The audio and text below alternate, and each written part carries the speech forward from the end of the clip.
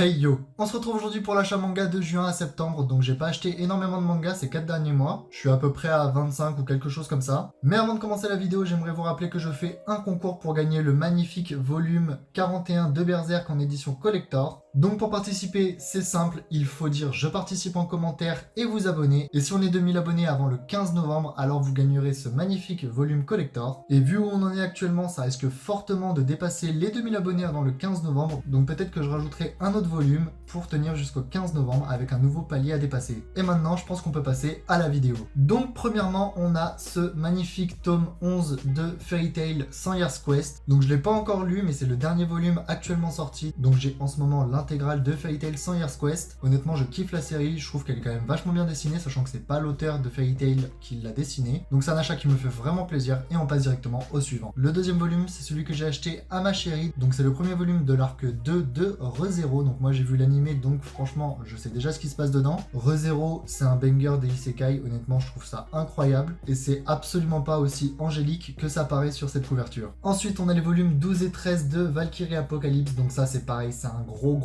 banger et un gros coup de cœur. Alors j'ai déjà lu ces deux volumes et honnêtement je les surkiffe, ils sont absolument incroyables. La fin d'un combat d'anthologie, il n'y a pas d'autre mot. On arriverait limite à avoir pitié du méchant dieu entre guillemets, et la fin du combat était juste absolument incroyable. Il y a pas d'autre mot, j'ai juste kiffé en fait ce combat. Ensuite les volumes 19 et 20 de Tokyo Revengers. Donc là pareil, j'ai surkiffé bientôt la fin de l'arc Tenjiku.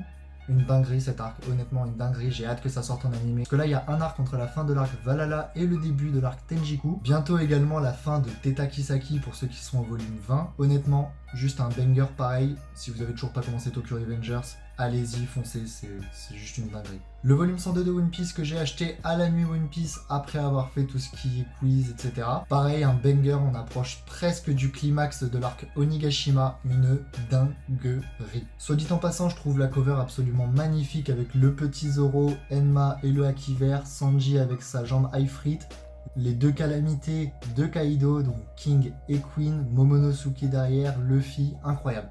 Juste incroyable, cette couverture est juste magnifique. Les volumes 3 et 4 de Sakamoto Days, pareil, un gros banger. Si vous n'avez toujours pas commencé Sakamoto Days, commencez, il y a de l'action, de l'humour, tout ce qui pourrait plaire à quelqu'un en fin de compte. Après si vous êtes plus dans le genre fantasy, tout ça, là il n'y en aura pas du tout. Dans ces deux volumes, on a vu le commencement d'un arc et la fin de l'arc, donc c'est plutôt pas mal en fin de compte. C'est un arc où il s'est passé beaucoup de choses avec quelques petites révélations vraiment sympas, des combats incroyable, Sakamoto incroyable, une pure dinguerie. Le volume 9 de Spy X Family, donc j'ai la surcouverture Leclerc qui va aller dessus mais je l'ai toujours pas mise. Soit dit en passant, je l'ai pas encore lu, j'aime beaucoup par contre la petite couverture avec l'amie d'Anya, il me semble que c'est Betty qu'elle s'appelle. Et petite anecdote pour ceux qui ne sauraient pas encore, les sièges que l'on voit sur chacune des couvertures de Spy X Family existent réellement, c'est des réels sièges d'espions et ils valent très cher. Le volume 21 de Eden Zero, évidemment que j'allais l'acheter, évidemment que je l'ai. Un magnifique antagoniste apparaît dedans, hein, d'Eden Crow, évidemment, une dinguerie, j'en dirai pas plus sur lui. Mais honnêtement, il a l'air assez puissant, j'en sais pas encore trop sur lui puisque je suis du coup au tome 21. Mais honnêtement, je pense qu'il peut faire partie des peut-être meilleurs antagonistes de la série. En tout cas, on va bien voir. Et Eden Zero, le rythme de parution est aussi extrêmement élevé puisque l'année dernière, il me semble qu'on était à peine au tome 10-12, quelque chose comme ça. Et on est déjà au volume 21 et vu l'avancée qu'on a dans les volumes, je sais pas vraiment combien de volumes ça va faire.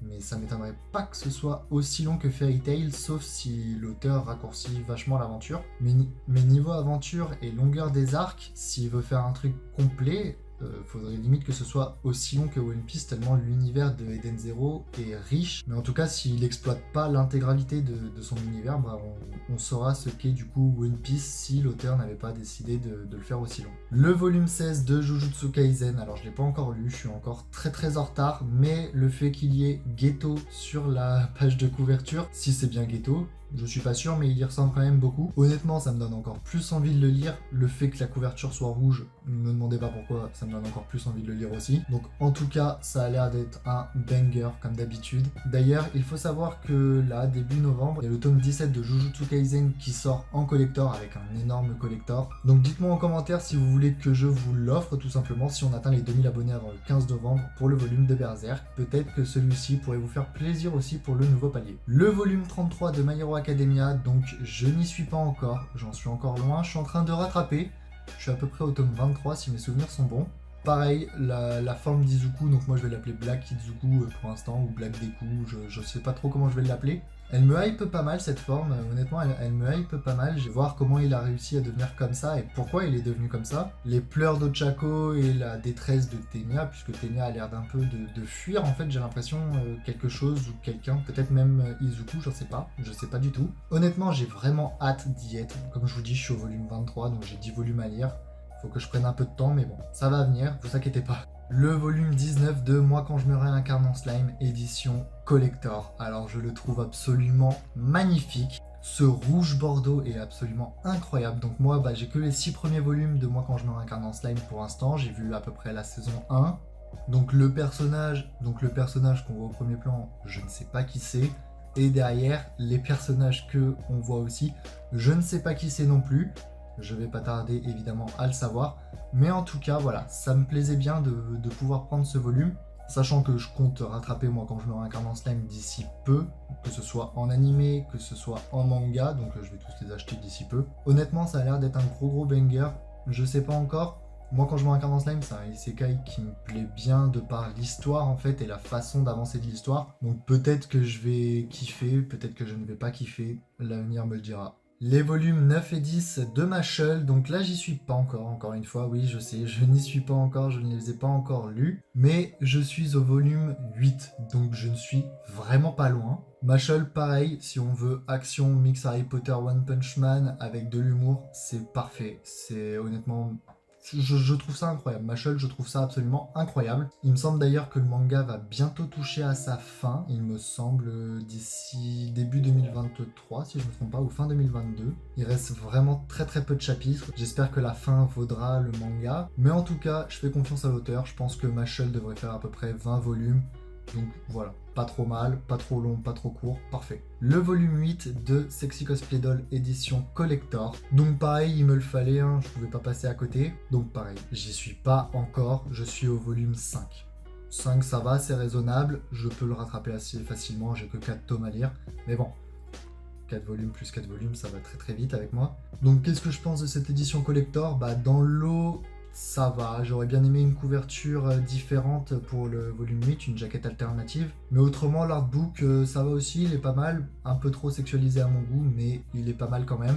Donc honnêtement, j'ai hâte d'être là où ils en sont dans le volume 8. Et puis je vous ferai peut-être un retour dans une prochaine vidéo. On passe à la fin de cet achat manga avec le volume 23 de Demon Slayer, édition collector. Donc j'ai encore du Demon Slayer sous le coude à côté. Donc là, c'est le coffret du volume 23 avec le fanbook 2 de Demon Slayer. Personnellement, je préfère le coffret marron, un peu marron doré entre guillemets, par rapport au coffret bleu que je trouve moins beau avec le bleu canard. Ces coffrets-là, par rapport, je les trouve quand même vachement réussis. Et puis j'ai pas grand chose à dire sur ce volume, là, le contenu de ce volume qui est juste incroyable. Puis merci Koyoharu Gotuge pour les travaux, hein, comme on dit. Et pour finir avec cet achat manga, comme je suis un petit peu un pigeon, du coup le volume 23 collector de Demon Slayer et le volume 1 collector pareil de Demon Slayer. Et évidemment le volume 1 je l'avais déjà, le 23 je viens de vous le montrer en coffret, mais ils ont fait 2 collectors pour le tome 23, donc je me suis senti obligé d'acheter les deux, mais honnêtement je ne regrette pas du tout, je trouve cette couverture magnifique, la texture de la couverture est incroyable, pareil pour celle du volume 1, la texture est juste incroyable,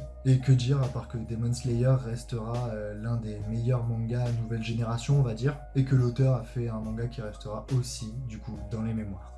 Donc voilà, c'est la fin de cet achat manga du mois de juin à septembre, j'espère qu'il vous aura plu. Si c'est le cas, n'hésite pas à lâcher ton meilleur Dragon Like et à rejoindre la Z-Team. Sayonara!